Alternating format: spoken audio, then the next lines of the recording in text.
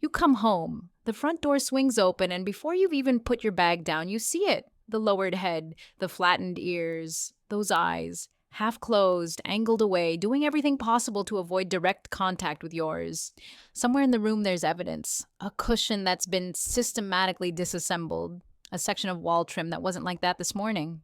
Something, you look at your dog, and your dog looks at the floor, and the conclusion arrives instantly. They know exactly what they did. Nearly every dog owner on the planet has had this exact moment, and nearly every one of them reads it the same way.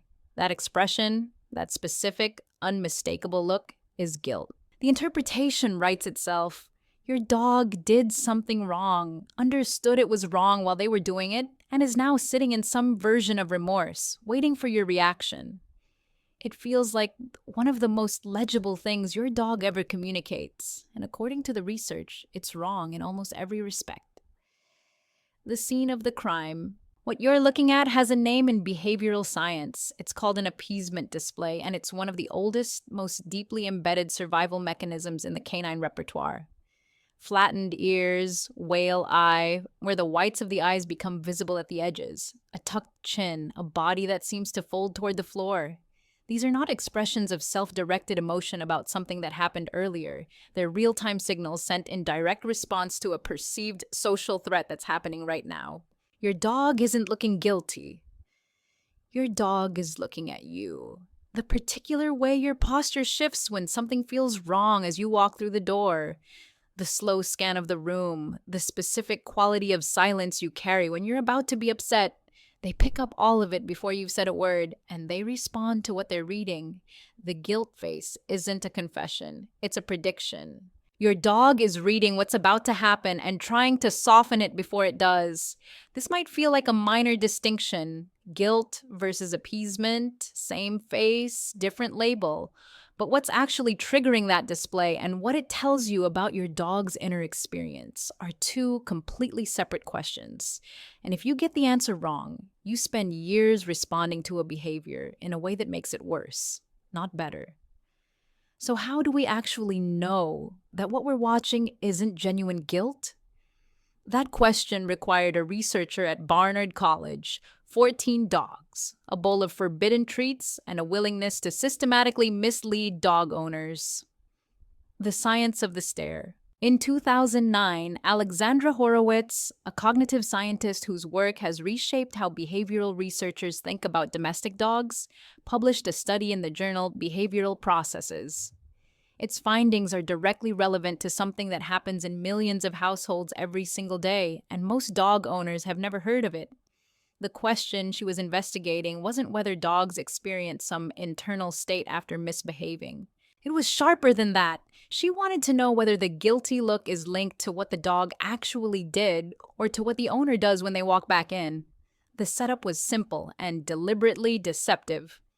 Each owner instructed their dog to leave a treat on the floor untouched, then left the room.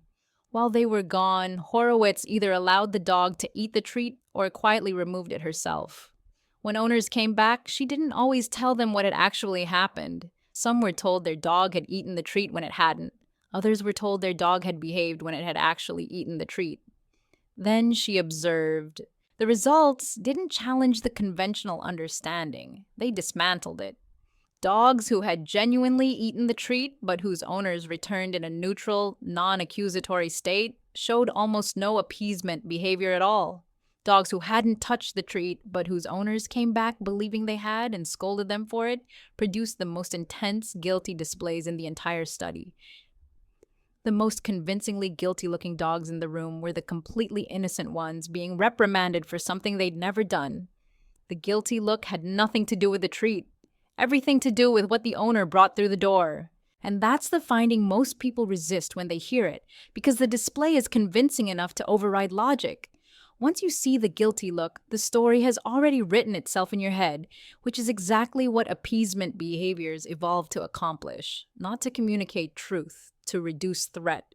Why humans get it wrong? We are reliably bad at reading this correctly, and the reason isn't a failure of observation. It's something more structural. Human brains are specifically built to locate intention and inner states inside the behavior of other beings. We do it continuously. with children, with colleagues, with characters in films we know are fictional.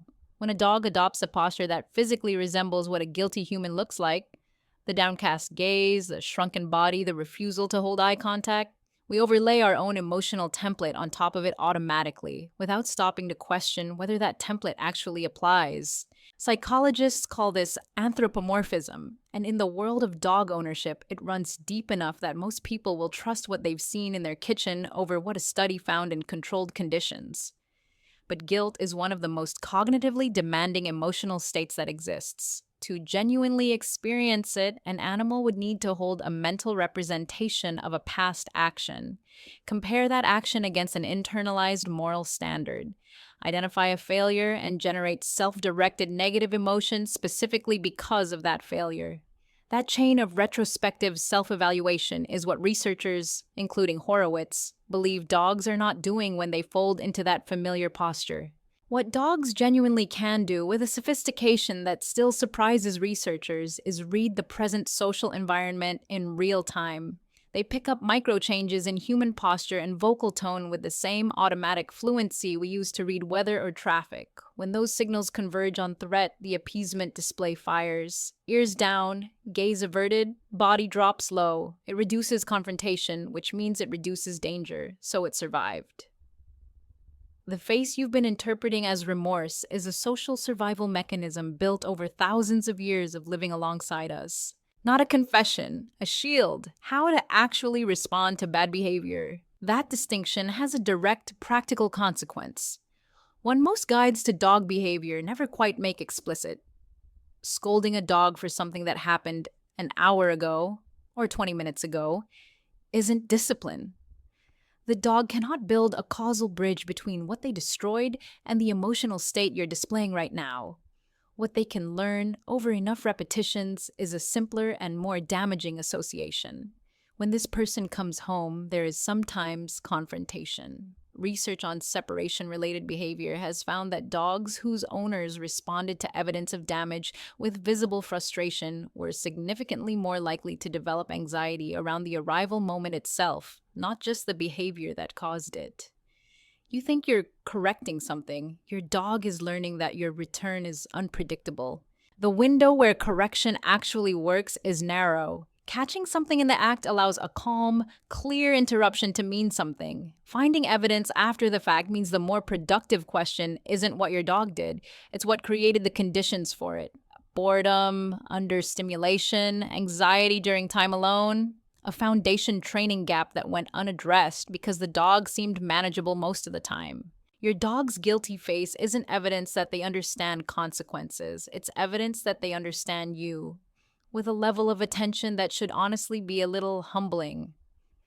An animal that reads your emotional state from the angle of your shoulders as you walk through a door, that detects a shift in your mood before you've consciously registered it yourself, is watching you in a way that very few beings ever do. The look isn't guilt, it's fluency. They've learned your emotional language with extraordinary precision. The more useful question is whether you're doing the same work to learn theirs. If that shifted something in how you see your dog, subscribe to Thought Leash. There's far more happening inside that head than most people ever realize, and we're just getting started.